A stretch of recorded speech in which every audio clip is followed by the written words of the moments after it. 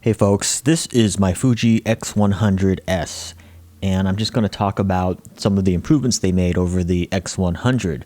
I'm not going to do a full feature-by-feature comparison, nor is this video going to be a full review. If you are interested in hearing my thoughts on this form factor camera, you can see my prior review on the x100 because the cameras are very similar. They've just made some nice improvements to the x100s that I want to talk about in this video. So this is the box that it comes in, and I've already unboxed this, of course, but I did want to show you the box.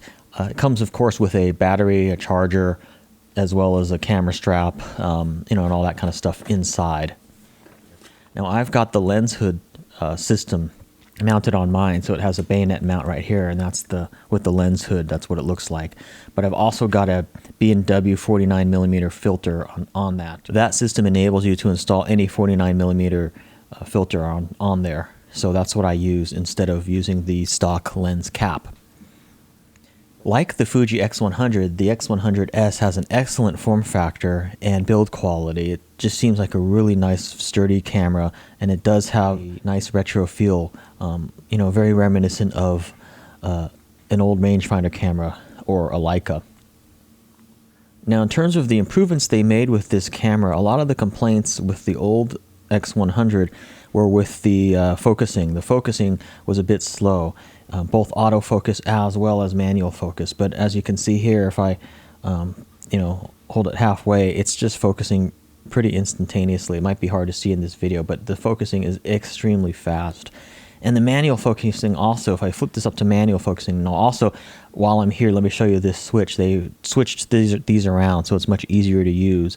Most people will have it on AFS, which is on the very bottom, but if you want to flip it up to manual focus, you just flip it up to the very top. And then the middle is the AF continuous focusing. AFS is the autofocus in the single, not continuous mode. But anyway, so if I put it up to manual focus, it's got a new system where you can do a split image manual focus. And this split image manual focus system is really quite nice. It's just like a Leica or whatever in terms of you see the double image. It's hard to see in this video, but look at the top of that where I'm focusing on the chair. And as I turn the focus ring, which is right here, you can kind of see it go in and out of split image, and then you can come into focus like that. See how the vertical lines line up. That's very much like a rangefinder camera, like a Leica.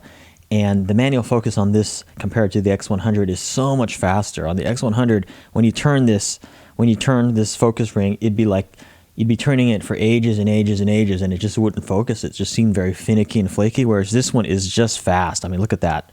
Boom, I can just turn it within a couple of turns and I'm there. It is still a focus by wire, electronic, focusing, but it's really much improved. Now they've also improved some of the button layout and stuff like that, as well as the sensor. I believe it's an updated sensor as well.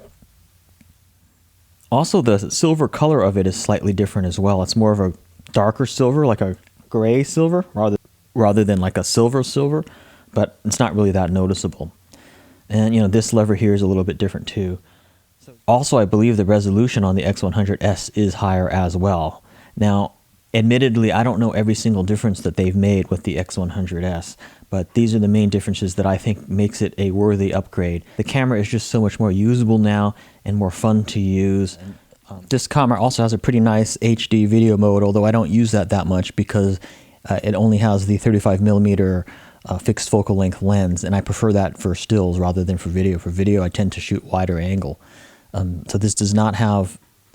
So the X100s does not have interchangeable lenses. It just has the 35mm equivalent lens, which is a really great lens and sensor combination. They've done a great job with mixing those two.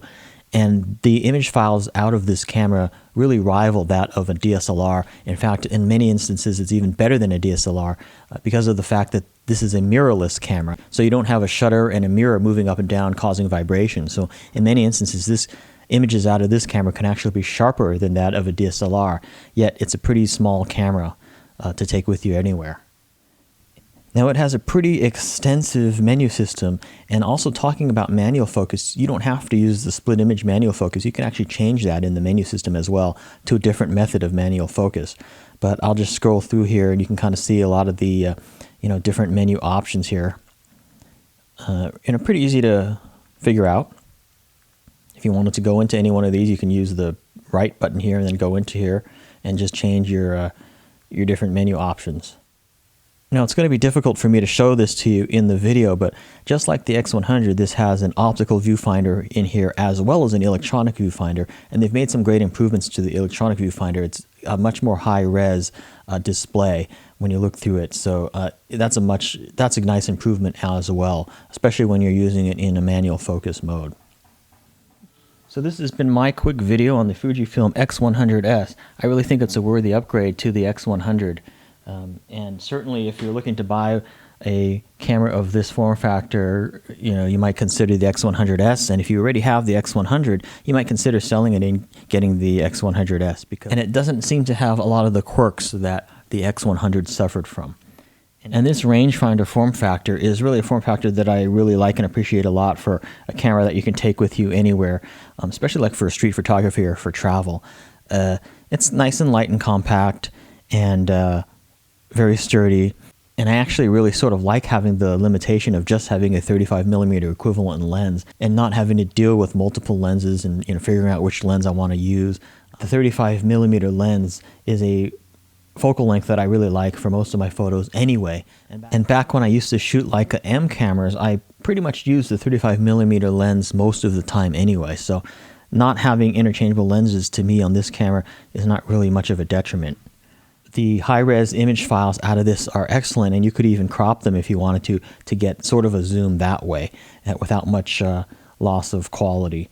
But mostly with this camera, I just zoom with my feet by moving in and moving out, and it works pretty well. So this has been my impressions and look at the FujiFilm X100s camera. I think it's a worthy upgrade to the X100. If this video was helpful and interesting to you, I would appreciate it if you give it a thumbs up and also share it with others. And I would appreciate any comments that you may have as well. Take care. See you in my next video.